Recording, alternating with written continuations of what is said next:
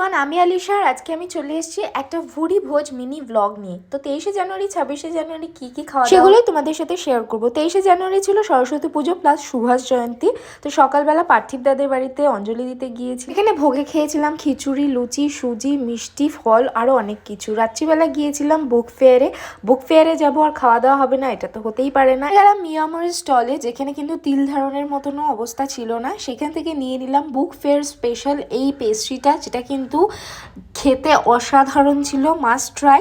এছাড়া chicken spring roll নিয়েছিলাম, যেটাও খেতে ভালো ছিল। রাত্রিবেলা টেক অ্যাওয়ে করেছিলাম রোজ থেকে চিকেন তন্দুরি উইথ রুমালি রুটি, তার সাথে কিন্তু ছিল ঠান্ডা ঠান্ডা লিমকা। এরপরে চলে আসি রিপাবলিকান ডে, মানে 26 জানুয়ারি।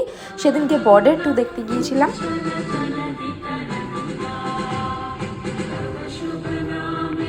সিনেমা দেখে বেরিয়ে প্রচণ্ড খিদে পেয়ে গিয়েছিল, সো মিয়ামরে থেকে দুটো পেস্ট্রি খেলাম। আর তারপরে আমরা চলে গিয়েছিলাম একটা বিয়ে বাড়িতে। 26তে আমাদের একটা বিয়ে বাড়ি ছিল, বাট আমরা সেখানে গিয়ে কিন্তু আর স্টার্টারের দিকে এগোইনি, কারণ আমরা পৌঁছাতে 9:30 বেজে গিয়েছিল। সো আমরা ডিরেক্ট মেন কোর্সটাই শুরু করেছিলাম।